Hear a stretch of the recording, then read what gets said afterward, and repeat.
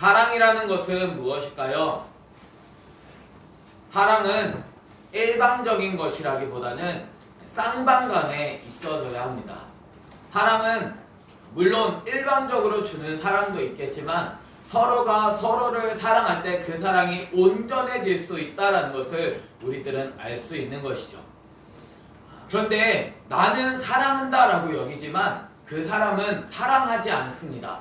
그런데도 나는 여전히 사랑을 받고 있다라고 여깁니다. 그래서 그 사람을 쫓아다니고 그 사람을 힘들게 하는 경우도 있다라는 것이죠. 그래서 스토커가 나오게 되어집니다. 그런데 우리들의 신앙이 이러한 스토커의 신앙은 아닌지 우리들의 모습을 돌아보아야 하는 것이죠. 나는 열심을 가지고 하나님을 사랑한다고 믿고 하나님도 나를 사랑해 주신다라고 믿습니다. 그런데 내 열심으로 말미암아서 오히려 예수 그리스도를 잡아먹는 그러한 신앙도 있다라는 것이죠. 요한복음에서 예수님께서는 이야기하십니다. 예수님께서 이렇게 성전에 대해서 이야기하시는 것을 듣고 제자들이 생각한 게 무엇이냐면 말씀이 기억나는데 주를 향한 열심이 나를 삼키리라 한 말씀을 떠올리게 되어지는 것이죠.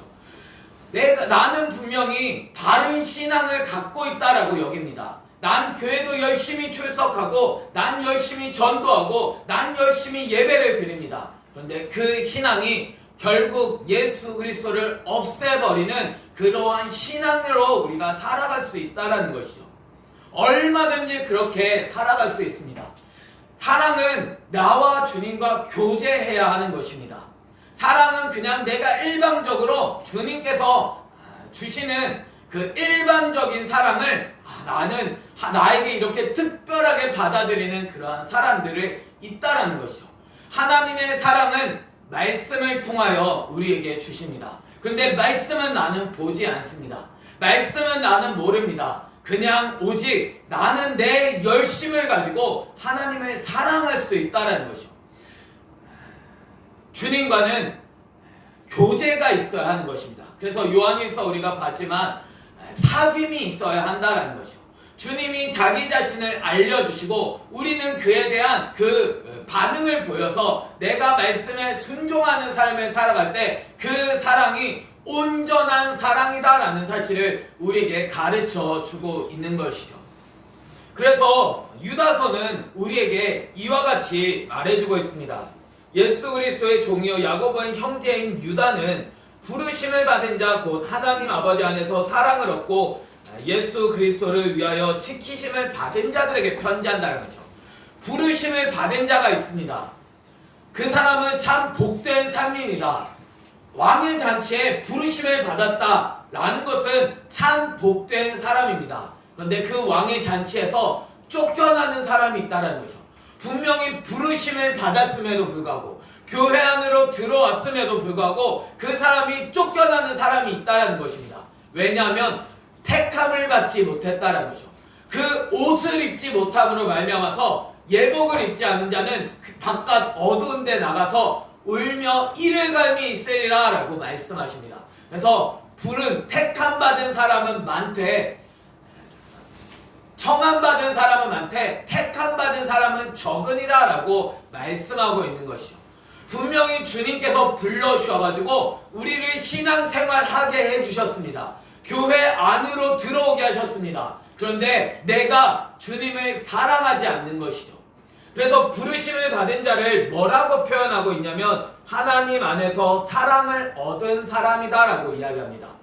사랑을 얻은 것이죠. 주님은 우리에게 예수 그리스도를 보내주셨습니다. 그래서 우리로 하여금 이제는 예수 그리스도로 말미암아 살아가게 하신 존재가 되었다는 거죠. 그래서 예수 그리스도를 위하여 지키심을 받은 자들이다 라고 우리에게 가르쳐주고 있습니다. 주님께서 우리를 지키셔가지고 예수 그리스도를 위하여 지키셔가지고 우리로 하여금 이제는 말씀을 따라서 믿음의 도를 따라서 힘써 싸우는 삶을 살아가게 하신다는 것이죠. 일반으로 우리가 구원을 얻었지만 이제는 성도에게 단번에 주신 그 믿음의 도를 위하여 힘써 싸우라는 편지로 너희를 권하여야 할 필요를 느꼈다라고 이야기합니다. 왜 우리가 힘써 싸워야 할까요? 내가 부름을 받아서 내가 모두가 다 하나님의 나라에 들어갈 수 있다면 나는 힘써 싸울 필요가 없습니다. 그런데 내가 힘써 싸워야 하는 이유가 있는데 우리 안에 가만히 들어온 사람 몇이 있기 때문이다라는 거죠. 그러한 사람들이 우리를 속이는 것입니다. 우리들이 잘못된 길을 걸어가게 만든다라는 것이죠. 그래서 우리는 무엇을 가지고 싸워야 하냐면 기록된 말씀을 가지고 싸워야 하는 것입니다. 그냥 내가 무턱대고 내가 그냥 다른 사람을 판단하는 삶을 살아가는 것이 아니라 옛적부터 그 판결의 받기로 미리 기록된 것이 있다라는 사실을 우리들은 알아야 하는 것이죠. 이러한 가만히 들어온 사람들은 어떤 사람들인가요? 경건하지 아니합니다. 그 사람은 거룩한 삶을 살아가지 않습니다. 경건하다라는 것은 하나님을 경외하는 것을 의미합니다. 하나님 앞에서 두려워하는 신앙을 나타내주고 있는 것이죠. 이러한 사람들은 하나님의 은혜를 도리어 방탕한 것으로 바꾸어 버립니다. 내가 원하는 대로 그냥 방탕하게 살아가는 것이죠. 하나님은 은혜를 주셔서 나로 내가 거룩하니 너희도 거룩하라 라고 말씀하심에도 불구하고 나는 그대로 살기 싫은 것이죠. 나는 죄가 너무나도 즐거운 것입니다. 나는 여전히 세상이 좋은 것이죠. 그래서 그 삶이 그냥 방탕한 대로 바꾸기 위하여 오히려 말씀은 잃어버리고 그냥 나에게 주신 그 은혜만을 붙들기를 원하는 그러한 모습을 우리에게 가르쳐 주고 있습니다. 그래서 그는 홀로 하나이신 주제, 우리를 다스리시는 유일하신 예수 그리스도를 그는 부인하는 자다라고 이야기하고 있는 것이죠. 주님이 우리를 다스려야 하는데, 말씀이 나를 다스려야 하는데 말씀을 그냥 치워버리고 나는 그냥 말씀 없는 삶을 살아가기를 원한다라는 것입니다.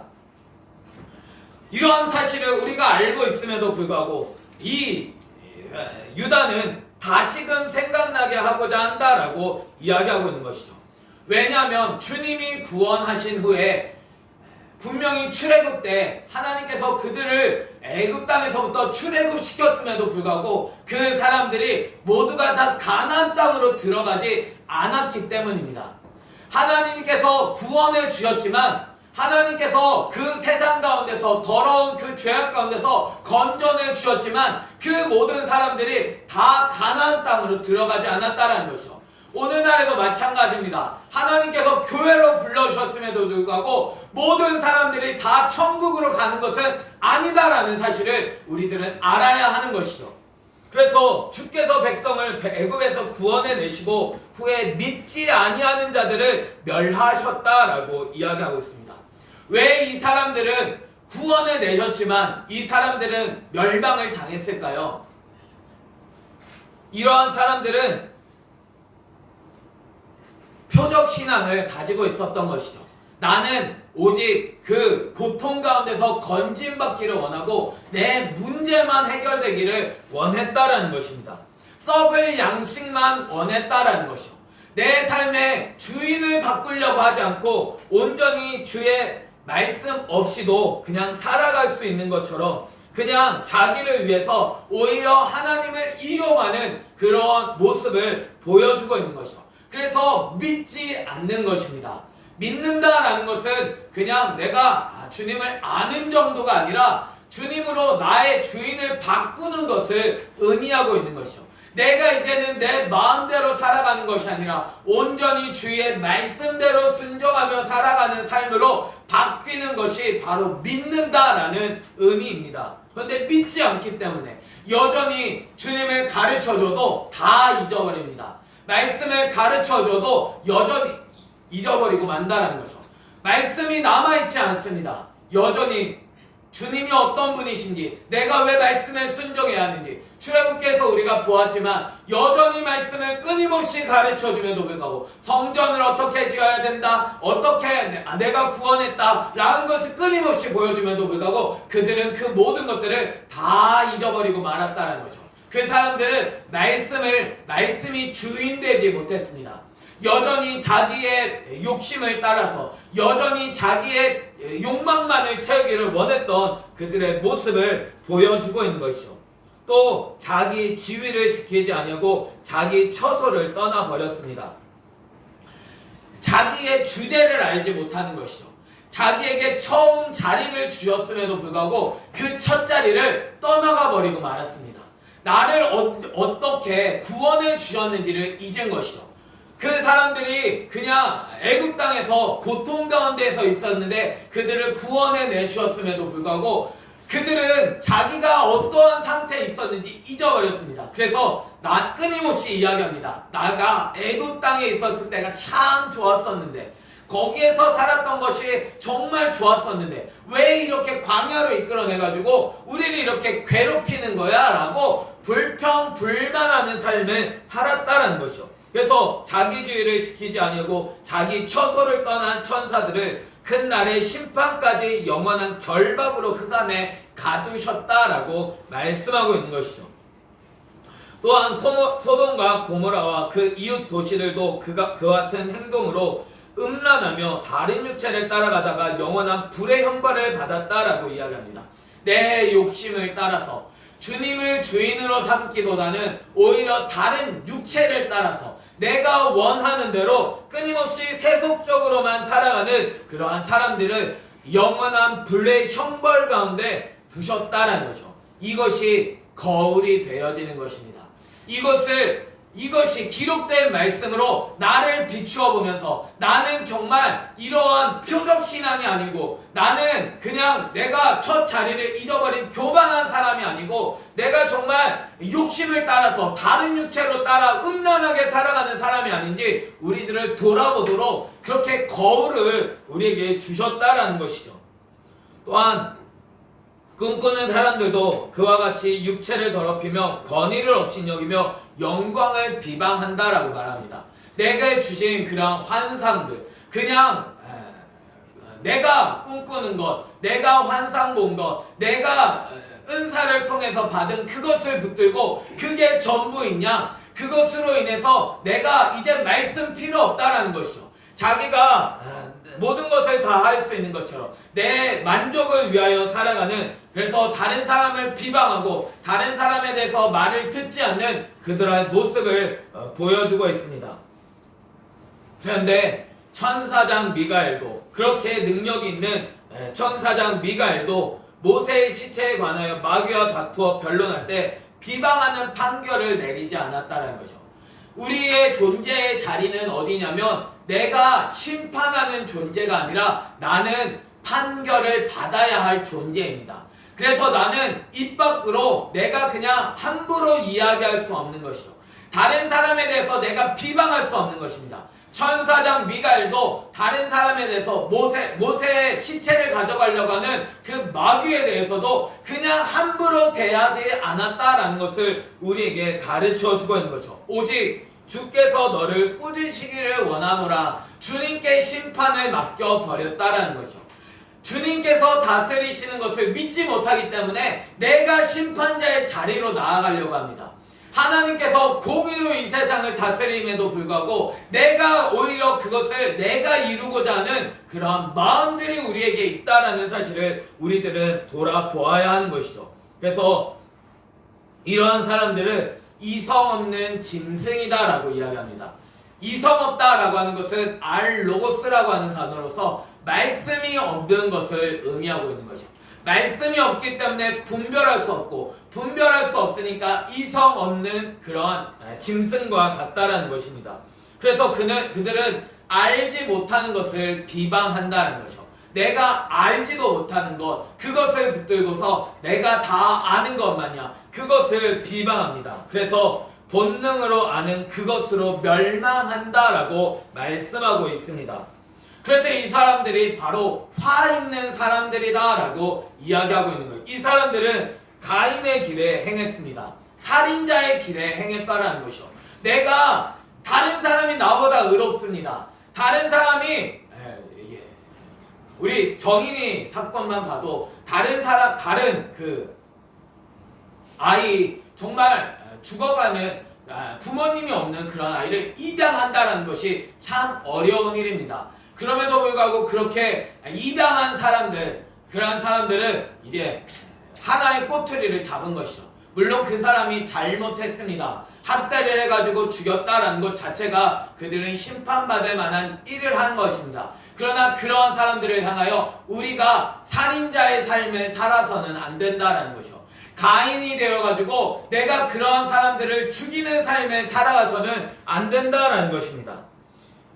또한 삭스를 위하여 발람의 어그러진 길로 몰려가면 안 된다는 거죠. 돈을 위하여서, 내 만족을 위하여서 돈을 섬기면서 그냥 똥인지 된장인지 분별하지도 못하고 정말 이스라엘 백성들을 저주하는 길로 나아갔던 발람과 같이 우리들의 삶이 그런 돈만 쫓아서 살아가면서 하나님이 원하시는 것에는 관심 없는 그런 존재가 되어서는 안 된다는 것이죠. 또 고라의 패역을 따라 멸망을 받았다라고 이야기합니다. 하나님께서 은혜를 베풀어 주셔가지고 나로 하나님의 백성 삼아주셨고 하나님의 성전을 위하여 일하게 해주셨음에도 불구하고 왜 너만 잘났어? 나도 할 수 있어 라고 그렇게 반역을 일으켰던 그 반역자인 고라의 패역을 따라 멸망을 받았다라고 말씀하고 있는 거죠. 내가 말씀 없이 이렇게 그냥 사랑하지 아니하고 내가 돈을 쫓아가면서 하나님의 그 은혜를 반역하며 살아갈 때 하나님은 우리를 멸망당한다라고 말씀하고 있습니다. 그래서 이러한 사람들은 애찬의 암초다라고 이야기합니다. 사랑하는 데 있어서 건립이 되어지는 존재다라는 것이죠. 그들은 자기의 몸만 위하는 목자입니다. 다른 사람을 베풀어 줄 줄 모르고 자기만을 만족시키기를 원한다라는 것이죠. 바람에 불려가는 물 없는 구름입니다. 어느 하나 정처하지도 않고 다른 것에 물을 내려서 생명을 일으키는 그런 삶을 살아가지 못하고 그냥 정처 없이 그냥 바람이 부는 대로 그렇게 흘러 지나가는 그러한 존재다라는 것이죠. 그 사람들은 죽고 또 죽어 뿌리까지 뽑힌 열매 없는 가을나무입니다. 가을나무는 마땅히 열매를 맺어야 함에도 불구하고 죽고 또 죽었다라는 것이죠. 뽑혀가지고 뿌리까지 완전히 뽑혀가지고 빼짝 마른 가운데 아무런 열매 없고 소망이 없는 그런 존재다라는 것입니다. 그런데도 그러한 사람들은 수치의 거품을 품는 바다의 거친 물결이다라는 것이죠. 자기 안에 있는 혈기를 누르지 못하고 분노를 나타내며 거품을 부는 그런 존재다라는 것을 우리에게 가르쳐줍니다. 그래서 이러한 사람들은 영원히 예비한 캄캄한 흑암으로 들어갈 유리하는 별들이다라고 말하는 거죠. 잠깐 비춰질 수 있을지 모릅니다. 그러나 그러한 사람들은 영원한 흑암에 들어가는 존재들이다라는 거죠. 그들은 방황하다가 그들의 삶을 그냥 그렇게 마음대로 살아가다가 결국 그들은 심판 가운데로 들어가게 될 존재들이다라는 것을 우리에게 가르쳐주고 있는 것이죠. 그래서 유다서 1장 14절 말씀 보면 아담의 7대손 에녹이 이러한 사람들에게 예언했다라고 이야기합니다. 에녹은 하나님과 동행했던 사람입니다. 하나님의 말씀 앞에서 자기의 아들이 낳게 되어졌을 때 하나님께서 그들의 창을 겨누시면서 심판하실 것을 깨닫게 되어지고 자기 아들의 이름을 무드셀라라고 지으면서 그가 이와 같이 하나님과 동행하면서 예언했다라는 것이죠. 그래서 주께서 수많은 거룩한 자와 함께 임하셨다라고 말합니다. 주님께서 천사들을 대동하시고 거룩한 자와 함께 이와 같이 오신다라는 것이죠. 왜 예수님께서 오시냐면 무사람을 심판하시기 위해서라는 것입니다. 모든 경건하지 않은 자가 경건하지 않게 행한 모든 경건하지 않은 일과 또 경건하지 않은 죄인들이 주를 거슬러 한 모든 완악한 말로 말미암아 그들을 정죄하려 하심이라라고 말하는 것이죠. 경건하지 않는 사람, 내가 하나님을 두려워하지 않는 사람은 결국 두려워하지 않는 말을 하게 되어지고 두려워하지 않는 그러한 삶을 살아가게 되어 있습니다. 그것을 하나님은 정죄하시고 결국 심판하신다라는 사실을 우리에게 가르쳐주고 있는 것이죠. 그래서 이러한 사람들은 원망합니다. 끊임없이 불만을 토해놓습니다. 정욕대로 끊임없이 행한다라는 것이죠. 내가 원하는 대로 그냥 내 입이 나오는 대로 불평불만하면서 원망을 쏟아놓으면서 끊임없이 내 마음에 원하는 대로 살아가는 존재라는 사실을 우리에게 가르쳐 주고 있는 것이죠. 그들은 입으로 자랑하는 말을 합니다. 내 겉모습에 대해서 그렇게 자랑하면서 그 겉모습을 칭찬하고 칭송하는 그러한 삶, 아첨하는 삶을 살아간다. 이익을 위하여서, 내 만족을 위하여 그렇게 겉모습만 붙들고 살아가는 존재들이다라는 것을 우리에게 가르쳐 줍니다. 그런다 우리 하나님께서 사랑하시는 자들은 어떻게 살아가야 하냐면 주 예수 그리스도의 사도들이 미리 한 말을 기억해야 한다라고 말씀하고 있는 거예요. 사랑하라라고 말씀했던 요한 사도와 같이 정말 우리들은 끊임없이 그 예수님의 제자들이 행했던 말씀, 예수님의 말씀을 듣고 그 말씀대로 살았던 그러한 사도들이 행했던 말을 우리가 귀 기울여 듣고 그것을 기억하는 존재가 되어져야 한다는 것이요. 우리가 살아가는 이 시대는 마지막 때입니다. 우리가 살아가는 이 시대는 자기의 경건하지 않은 정욕대로 행하며 조롱하는 자들이 있습니다. 오늘날에도 자기의 정욕대로 행하면서 우리들 예수님을 믿는다고 하는 사람들은 이렇게 조롱하는 사람들이 있습니다. 그런데 그러한 사람들은 분열을 일으키는 자며 육에 속한 자고 성령이 없는 자다라고 말씀하고 있는 거예요. 말씀이 없음으로 말미암아서 자기의 육체적인 것으로 판단하고 이렇게 다른 사람들을 나누는 그런 존재들이다라는 것을 우리에게 가르쳐 줍니다. 그래서 우리에게는 그러한 삶을 살아가지 말고 내가 어떠한 삶을 살아가야 하는지를 우리에게 가르쳐 주고 있는 것이죠. 20절 말씀입니다. 사랑하는 자들아 너희는 너희의 지극히 거룩한 믿음 위에 자신을 세우라라고 말씀하는 거예요. 하나님은 우리들이 그냥 거룩한 그냥 좀 다른 사람보다 나은 존재로 내가 서 있어야 한다라고 말씀하시지 않습니다. 지극히 거룩한 믿음 위에 세워야 한다라고 말씀하고 있는 거죠. 내가 정말 그냥 대충 거룩한 정도가 아니라 지극히 거룩한 믿음 위에 내 자신을 세워야 한다라고 말씀하고 있는 거죠. 그래서 우리가 성령으로 기도해야 하는 것입니다. 내가 그냥 기도한다고 되는 게 아니고 나는 성령을 따라서 말씀을 깨닫게 해주셔서 말씀을 순종하는 그런 기도를 해야 한다는 것이죠. 내가 말씀을 붙들므로 말미암아 성령님께서 나에게 감동 주셔서 그 말씀 앞에 내가 끊임없이 자복하며 하나님의 말씀 안에서 예수 그리스도를 닮아가고자 하는 그 열정을 가지고 하나님 앞에서 이와 같이 그냥 기도하는 그러한 존재가 되어야 한다는 것입니다. 그래서 하나님의 사랑 안에 자기 자신을 지켜야 한다라고 말씀하고 있는 거죠. 하나님의 사랑은 끝없는 사랑입니다. 하나님의 사랑은 예수 그리스도입니다. 말씀입니다. 그 말씀으로 하나님이 세상을 이처럼 사랑하사 독생자를 주셨다라고 말씀합니다. 그 예수 그리스도 안에 내 자신을 지켜야 하는 것입니다. 말씀 안에서 벗어나지 말아야 한다는 거죠. 좌로나 우로나 치우치지 말아야 합니다. 나는 오직 예수 그리스도 안에 있는 존재가 되어야 한다는 사실을 우리에게 가르쳐 주고 있는 것이죠. 왜냐하면 영생에 이르도록 우리 주 예수 그리스도의 긍휼을 기다려야 한다라고 말합니다. 여러분들은 구원을 받으셨나요? 성경에서는 분명히 영생에 이르도록 예수 그리스도의 긍휼을 기다려야 한다라고 말씀합니다. 내가 구원을 받았다라고 말할 수 없습니다. 난 영생에 이르러야 하는 존재라는 것이죠. 내가 영생에 이르도록 주의 긍휼을 받아야 하는 존재인 것입니다. 그렇기 때문에 내가 구원을 받았다라고 함부로 말할 수 없다는 거죠. 내가 선줄로 여기면 내가 넘어질까 조심해야 하는 것입니다. 내가 난 괜찮아, 난 이제 잘 돼서, 그래서 제가 말씀드렸듯이 알고는 착각합니다. 나는 가라진가 봐. 나는 정말 구원을 받지 못할 것 같아. 나 정말 주님 붙들고 싶어. 난 정말 주님 없이는 살 수 없어. 난 주님만 바라봐야 돼. 내가 왜 이렇게 주님을 못 닮을까 하는 것이 알고게 착각이다라는 거죠. 그러나 가라지들은 착각합니다. 나 구원 받을 수 있어. 난 괜찮아. 난 주님 잘 믿고 있어. 난 이렇게 신앙생활 잘하는데 라고 착각한다라는 거죠.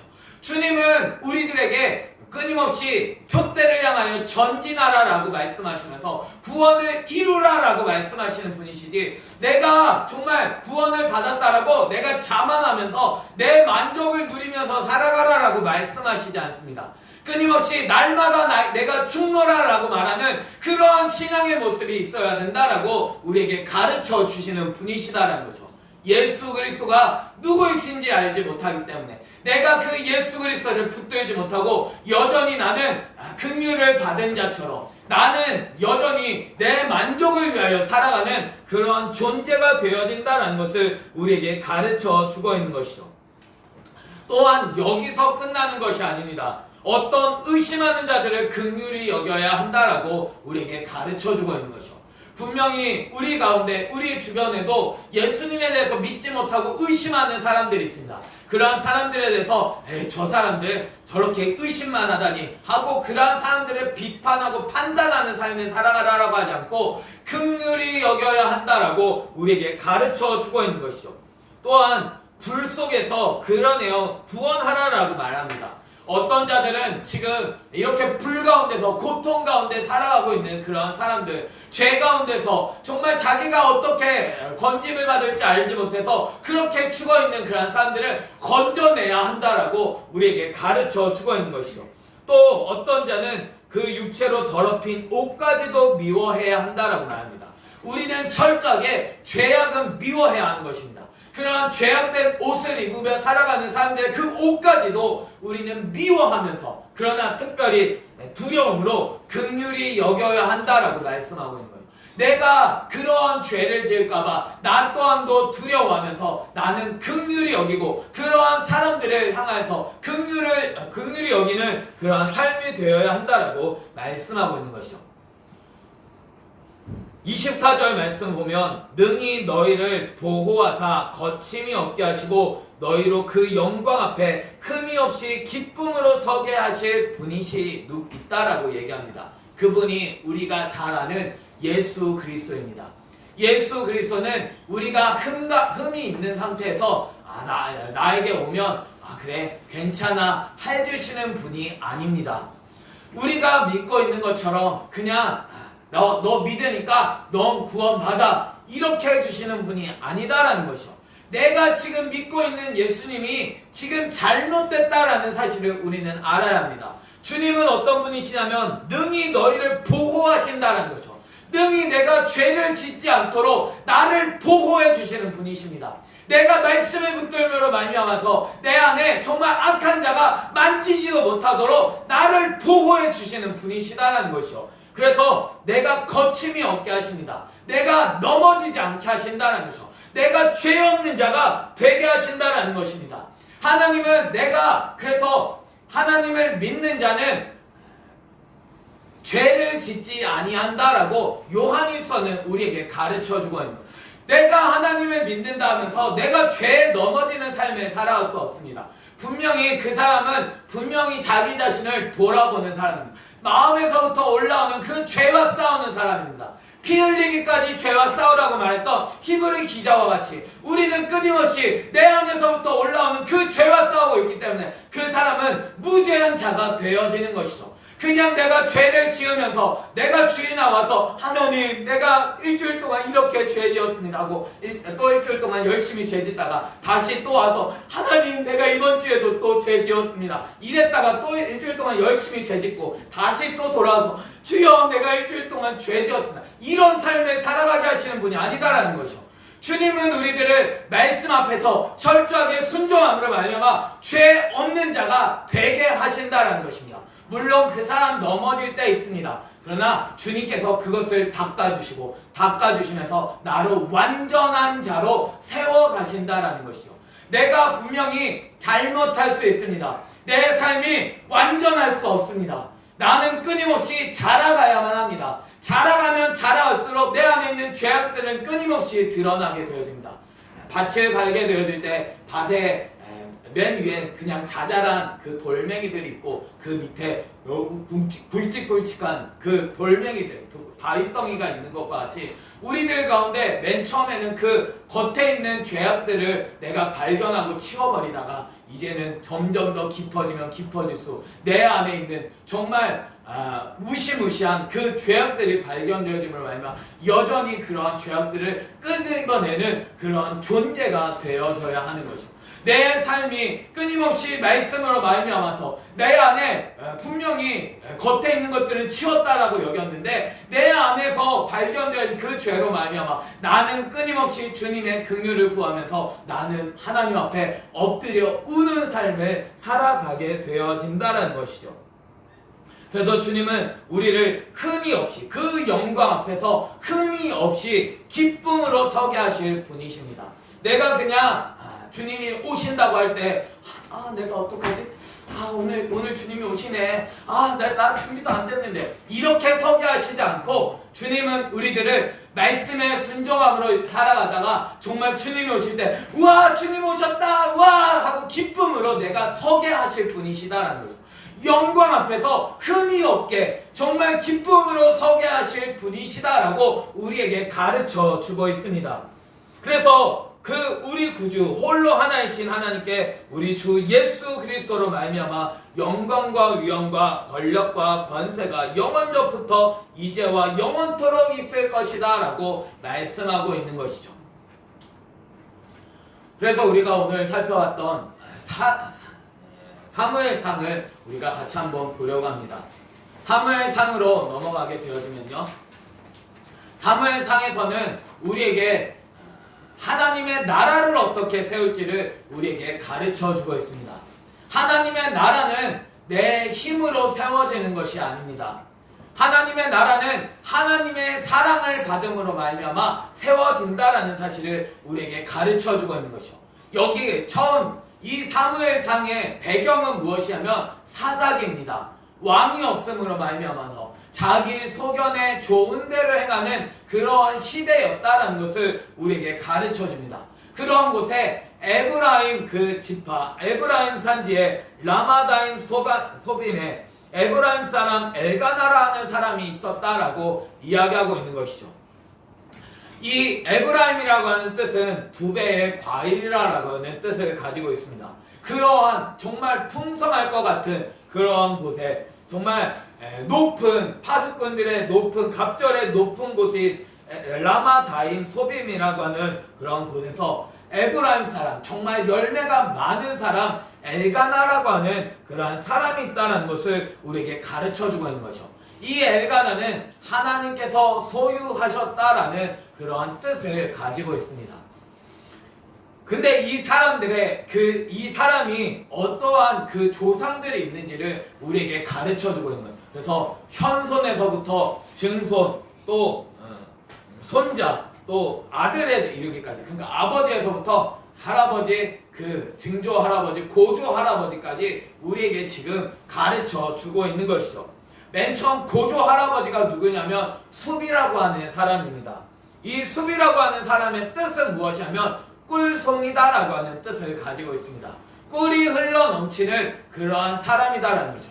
이 사람은 정말 가나안 땅에 딱 알맞는 그러한 사람입니다. 정말 말씀, 꿀송인 그 말씀과 말씀에 합당한 그러한 삶을 살아가던 사람입니다. 근데 그 사람이 그 자녀의 이름을 무엇이라고 지었냐면 굴욕이다라고 지었다라는 것이죠. 도후라고 하는 뜻이 굴욕이다라는 낮은 그러한 사람을 의미합니다. 그렇게 낮은 그런 굴욕 가운데서 정말 주님 없이는 살아갈 수 없는 그러한 존재로서 그러한 삶을 살아가면서 이 사람이 자녀를 낳고 그 아들의 이름을 뭐라고 하였냐면 그는 나의 하나님이다라는 뜻의 엘리후다라고 지었다라는 거죠.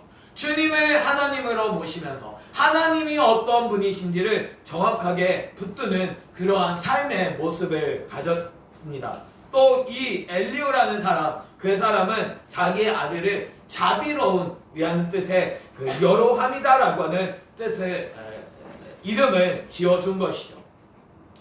그가 나의 하나님으로서 나는 주의 자비하심이 필요합니다라고 하며 그 이름을 지었습니다. 그 여로함은 이 엘가나라는 이름을 지은 것이죠. 하나님의 자비하심을 받기 위해서는 내가 하나님께 소유된 자가 되어져야 한다는 것을 나타내주고 있습니다. 그래서 이 엘가나라고 하는 사람은 이렇게 내가 하나님의 소유가 되기 위해서 하나님의 음성이 들려져야 한다. 하나님께서 들으신 바가 되어져야 한다라고 사무엘이라는 이름을 짓게 되어진다는 것을 우리에게 가르쳐 주고 있는 것이죠. 이 사람에게도 2명의 아내가 있었습니다. 근데 한 사람은 한나고 한 사람의 이름은 분인나다라고 말하는 것이죠. 아브라함에게도 2명의 아내가 있었습니다. 한 사람은 하갈이고 한 사람은 사라입니다. 이와 마찬가지로 이렇게 동일한 그러한 2사람이 있었다라고 우리에게 가르쳐 줍니다. 근데 한나라고 하는 뜻의 이름을 보면 은총을 받은 사람, 은총을 받은이라는 뜻을 가지고 있습니다. 그러나 분인나라고 하는 사람의 이름의 뜻은 보석이다라는 뜻입니다. 이 보석이라는 단어가 어디서 나오냐면 모퉁이라는 단어에서 나옵니다. 모퉁이? 보석? 와, 하나님의 은혜가 있는 그런 사람인가? 라고 우리가 생각할 수 있는데, 분인나에게는 자식이 있다라는 것이죠. 분인나가 자식이 있다라는 것은 자기의 육체로 낳은 자식이 있다라는 것입니다. 그런데 이 한나에게는 자식이 없었다라고 말하는 것이죠. 분인나에게는 은총이 빠져 있습니다. 그는 분명히 가지고 있습니다. 보석과 같이 찬란합니다. 그의 인생 자체가 정말 부족할 것 없는 그러한 존재의 모습을 가르쳐주고 있는 것이죠. 그러나 한나는 은총을 입은 사람입니다. 그런데 자식은 없다는 거죠. 자기의 육체적으로 낳은 자식이 없어서 하나님 앞에 부르짖어야 하는 그러한 존재의 모습을 우리에게 보여주고 있는 것이죠. 근데 이 엘가나라고 하는 사람이 매년 자기 성읍에서 나와서 실로에 올라가서 만군의 여호와께 예배합니다.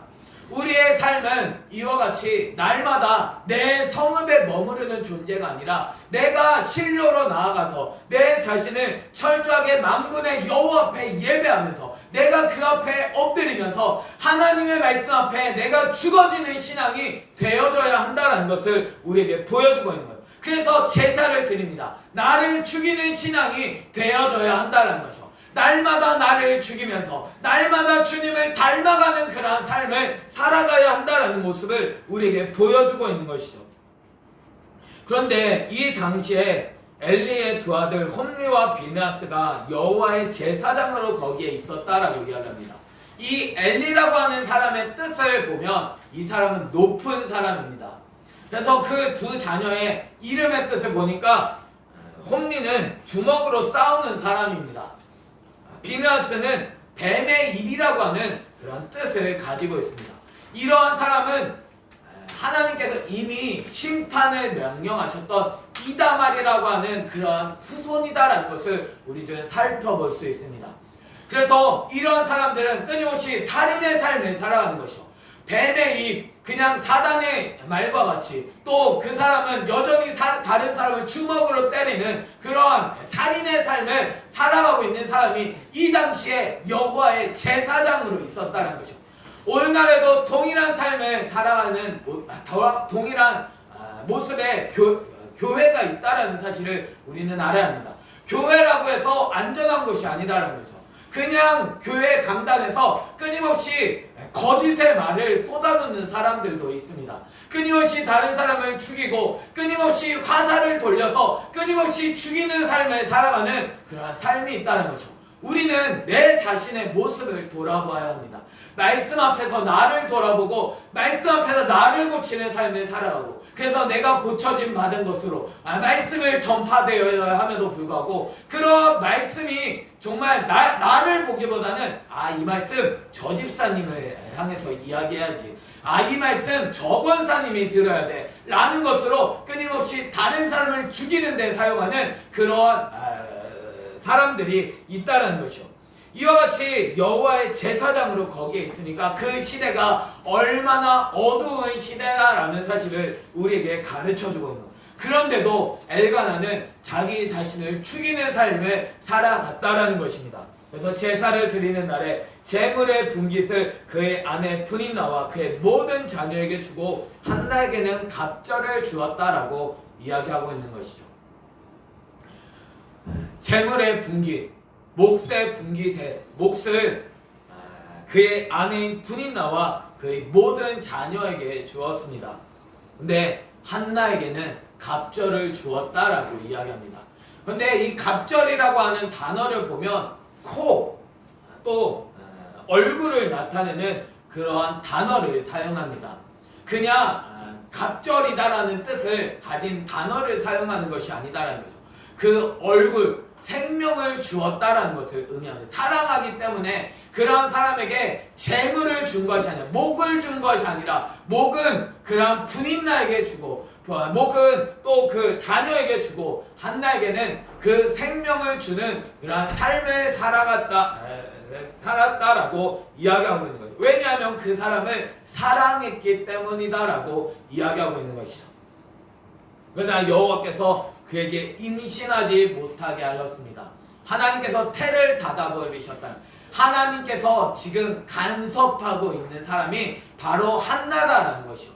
한나는 은총을 받아가지고 하나님께서 인간적인 방법으로 임신하지 못하도록 막으신 존재라는 사실을 우리에게 가르쳐 주고 있는 것이죠. 여호와께서 그에게 임신하게 하지 못하니까, 사랑은 받고 생명을 받으면서도 임신하지 못하니까 그 적수는 보석과 같은 사람이라면 사랑하는 존재가 되어야 하는데, 이 분인나는 오히려 심히 격분하게 하여 괴롭게 하더라라고 말하고 있는 거죠. 그 사람을 괴롭히고 고통을 주면서 그 사람이 엎드려지게 하고 그 사람을 흔드는 그런 인생을 살았다라고 우리에게 가르쳐 줍니다. 그래서 매년 한나가 여호와의 집에 올라갈 때마다 남편이 그같이 하며 분인나가 그를 격분시키므로 그가 울고 먹지 아니한다라고 이야기하고 있습니다. 이 한나는 끊임없이 매년마다 이런 일들이 반복되어지면서 끊임없이 먹지 않고 우는 그러한 인생을 살았다는 거죠. 이 사람이 은총을 받은 사람이다라는 거죠. 우리들은 내가 뭔가 잘 되어야 은총을 받았다라고 우리는 생각합니다. 그러나 은총은 거기에서 시작되어지지 않습니다. 은총은 내가 하는 일들이 막히는 것이 은총인 것이죠. 내가 인간적으로 노력함에도 불구하고, 내가 열심히 살아감에도 불구하고 내가 하는 모든 일들이 막혀지는 것이 은총입니다. 하나님께서 택하신 자들은 이와 같이 먼저 무너뜨리신다라는 거죠. 내 인생으로 내가 열심히 살아감에도 불구하고 내가 보석과 같은 분인나와 같은 삶을 살아가지 않게 하시고, 나로 하여금 이와 같이 문제가 있어서 내가 매일같이 먹지 못하고 우는 존재로 우리들을 이끌어 가신다는 것이죠. 그래서 그의 남편 엘가나가 그에게 이야기합니다. 어찌하여 울며 어찌하여 먹지 못하며 어찌하여 그대의 마음이 슬프냐라고 말하는 것이죠. 우리들의 인생은 왜, 무엇 때문에 나는 그렇게 슬프고 무엇 때문에 내 마음은 그렇게 힘드나요? 나는 무엇 때문에 먹지 못하고 있나요? 내가 먹지 못하는 이유는 내가 눈앞에 보이는 물질이 없기 때문인가요? 내가 우는 이유는 내 문제가 해결되지 않기 때문인가요? 그러한 사람은 분인나와 같은 사람입니다. 그러한 사람은 정말 주님의 은총이 없는 사람이다라는 거죠. 내가 우는 이유는 무엇이어야 하냐면 내가 말씀을 먹지 못하기 때문이어야 합니다. 내가 정말 생명이신 예수 그리스도를 먹지 못하기 때문에, 내가 정말 예수님을 닮아야 하는데, 내가 그 은혜를 받아야 하는데, 내가 예수 그리스도 안에 머물러야 하는데, 내가 주님 없는 삶을 살아가므로 말미암아 내가 울며 내 마음이 슬퍼야 한다라고 우리에게 가르쳐주고 있는 거예요. 그래서 엘가나, 하나님께서 소유하신 그 사람은 자기 자신이 그대에게 10아들보다 낫지 아니하냐라고 말하고 있습니다. 하나님께서 소유하신 것이 10아들보다 낫다라는 것이요. 내가 아무리 아들이 많은들, 내가 가지고 있는 재물이 많은들 하나님께서 택하시지 않은 사람이라면 그 사람은 아무런 소용이 없다라는 거죠. 하나님께서 택하지 않은 사울은 소용이 없는 것입니다. 하나님께서 택하지 않은 겉은 허우대처럼 멀쩡합니다. 겉은 하나님을 섬기는 것과 같이 그렇게 포장하며 살아갑니다. 끊임없이 자기의 이익을 위하여 사면서도 하나님을 위하여 이렇게 남겨두었습니다 라고 이야기하면서 자기 자신을 포장하는 그러한 사울은 필요 없다는, 그러한 사람을 통하여 하나님의 나라는 이루어지지 않는다라는 것이 사무엘이라는 것을 우리에게 가르쳐요. 하나님의 말씀이 들려져야 하는 것입니다. 그냥 내가 주인 되어서 내가 힘을 가지고 내가 권력을 가지고 내가 다른 사람과 싸우고 다투는 그런 신앙을 가지지 말고 우리들로 하여금 철저하게 말씀 앞에서 내가 죽어지고 말씀이 들려지는 존재가 되어져야 한다는 것을 이 사무엘을 통하여 우리에게 가르쳐주고 있는 것이죠. 어둠의 시대는 언제 끝나냐면 말씀이 들려질 때 끝나는 것입니다. 사무엘이 나옴으로 말미암아 사사기는 끝나게 되어지는 것이죠. 자기 소견에 오른 대로 살아가는 삶에는 하나님의 말씀이 들려질 때 그 땅엔 평화가 있는 것입니다. 그래서 사무엘이 태어나기 위하여 이 한나를 준비하고 계시다라는 것이죠. 한나는 자기의 힘으로 아무것도 할 수 없는 사람이었습니다. 그래서 그의 인생은 어찌하여 하나님 왜 나에게 이런 문제가 있습니까? 왜 나의 문제가 이렇게 해결되어지지 않습니까? 내가 왜 이렇게 내 삶이 이렇게 힘듭니까? 라고 이야기할지 모르지만 주님께서 지금 은총을 베풀고 계시다라는 사실을 우리에게 가르쳐주고 있는 것이죠. 말씀이 들려지지 않으면 그 인생은 해결되어지지 않습니다. 말씀이 들려져야만 합니다. 말씀에 올인되어져야 한다는 것이죠. 그냥 말씀을 들으면 그래 저 말씀 좋네 이 정도가 아니라 내 인생을 쏟아놓는 그런 인생이 되어야 합니다. 그래서 한나는 하나님 앞에 이렇게 울부짖게 되어집니다. 내 자신을 쏟아붓게 되어집니다. 내가 정말 어떠한 존재인지 알고 내가 이제는 하나님 없이는 살아갈 수 없습니다. 하나님 만군의 하나님께서 나를 다스려 주옵소서. 만군의 하나님께서 나에게 임하여 주셔서 내가 아들을 낳게 해주시면 내가 그 아들을 하나님께 드리겠습니다 라고 기도하는 사람이 한나라다는 것이요. 하나님은 이러한 사람에게 하나님의 은혜를 허락하여 주셔서 그가 평강을 누리는 삶을 살아가게 하신다라는 사실을 우리에게 한나를 통하여 우리에게 가르쳐주고 있는 거죠. 내 삶에 나라가 세워지게 하나님의 나라가 서기 위해선 철저하게 내가 지워져야 하는 것입니다. 내가 남아있어서는 하나님의 나라가 이루어지지 않는다는 것. 하나님의 통치가 경험되어지기 위해서 나는 부름받은 자로서 하나님께서 나를 지켜줬지만 나는 힘써 싸움으로 말미암아 내가 능히 나를 온전하게 세우시 나에게 그 죄가 없도록 나를 거침이 없게 나로 하여금 지극히 거룩한 믿음 위에 세우시는 그 하나님 앞에 내가 견고하게 설 수 있는 우리의 모습이 되어져야 한다는 사실을 우리에게 가르쳐주고 있는 거예요. 그래서 주님은 우리에게 은혜를 베풀어 주셔서 부르심을 얻게 하신 것입니다. 내 삶의 문제가 해결되어지지 않게 하심으로 말미암아 내가 오직 예수 그리스도만을 의지하도록 내가 말씀을 붙들도록 나를 이끌어 가시고 계시다라는 사실을 우리에게 가르쳐주고 있는 거죠. 그냥 세상의 그런 다양한 이야기들을 듣고 그냥 내가 괜찮나 보다 나는 이대로 살아도 나는 괜찮아 내가 노력해서 살아가면 내가 먹고 살 수 있어 이런 삶을 살아가지 말고 우리는 정말 한나와 같은 존재가 되어져야 합니다. 하나님의 은총을 받음으로 말미암아 내가 정말 말씀을 먹는 것이 너무나도 사모되어져서 내가 다른 것은 못하더라도 오직 말씀을 붙드는 그러한 인생이 되어져야 하는 것이죠. 말씀을 안 들었어도 난 오늘 그냥 잘 살았으니까 괜찮아 이렇게 살아가는 사람에게 은혜가 흘러 들어갈 수 없습니다. 말씀이 전부가 되어져야 하는 것이죠. 내 안에 말씀이 채워져야 하는 것입니다. 말씀이 채워져야 내가 말씀대로 살아가고 내 삶은 자라날 수 있는 것입니다. 말씀이 나를 다스리지 않고 말씀이 들려지지 않는다면 그 사람은 하나님께서 택하시지 않은 사람일 수 있다는 것이죠. 그 사람에게 말씀이 들려져야 정말 그 사람이 말씀으로 말미암아 살아갈 수 있는 존재가 되어질 수 있다는 사실을 우리들은 알아야 하는 것이죠. 말씀이 가장 우선순위가 되어져야 합니다. 내 삶의 전부가 되어져야 합니다.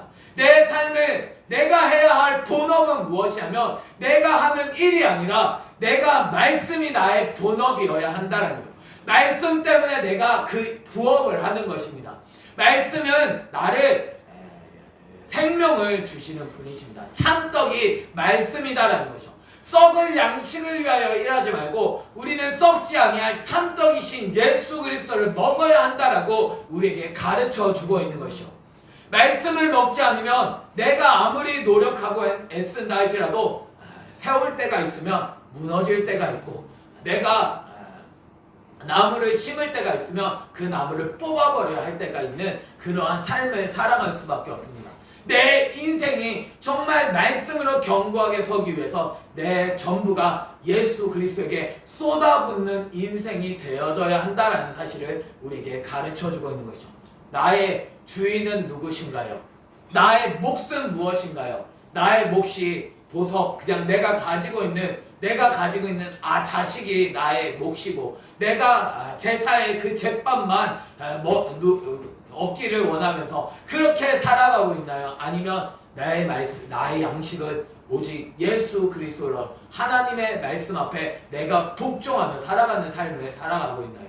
많은 사람들이 넓은 길로 갑니다. 그냥 대충 믿지, 그냥 세상 사람들이 이야기하는 대로 그냥 대충 좀 살자, 대충 살아면 괜찮아, 그래도 너 교회 다니면 떡이 나오냐, 밥이 나오냐, 돈이 나오냐, 너희들 그렇게 살지 않아도 돼, 너희들 그렇게 붙들지 않아도 돼, 괜찮아, 너희들 그렇게 살지 않아도 돼 라고 이야기하지만, 우리들이 살아가는 참떡 생명은 바로 예수 그리스도다라는 사실을 우리는 알아야 해요. 넓은 길로 가지 말고 성경은 좁은 문으로 들어가라 라고 말씀합니다. 그냥 죄를 짓는 사람들과 어울려서 그냥 죄 가운데서 살아도 괜찮겠지가 아니라, 우리들이 철저하게 말씀에 순종함으로 말미암아서 예수 그리스도 안에서 정말 무죄한 자로서 우리가 세워져 가야 하는 존재다라는 사실을 우리에게 가르쳐주고 있는 거예요. 그래서 우리로 하여금 하나님은 그렇게 내 모든 길들을 막으시면서 내가 고통 가운데서 주님을 찾고 주님을 붙들게 하시는 것입니다. 내 삶의 문제 가운데 내가 할 수 있는 것이 아무것도 없구나라는 것을 알게 하시고, 내가 내 삶의 방향이 오직 예수 그리스도만을 붙드는 삶을 살아가게 하시기 위하여 그와 같이 하나님께서 이끌어 가시고 계시다라는 것을 우리는 알아야 하는 것이요, 말씀이 전부가 될 때 그 삶에 평강이 있습니다. 말씀이 나를 다스리게 되어질 때 그를 하나님께서 붙드셔서 그 삶을 하나님께서 채우시는, 주님께서 먹이시는 삶을 경험하게 하신다는 거죠. 내가 노력하지 말고 하나님께 내 모든 것을 맡겨버려야 합니다. 내 주인이 하나님이심을 우리는 고백하며 살아가야 한다는 거죠. 예수 그리스도가 주인 되지 못하면 나는 죽음의 길을 걸어가고 있는 것입니다. 그냥 잘못된 길을 걸어가면서 만족하며 살아가지 말고 예수 그리스도를 발견하고 예수 그리스도 안에 머물러 살아갈 수 있는 저와 여러분이 되기를 예수님의 이름으로 축원합니다.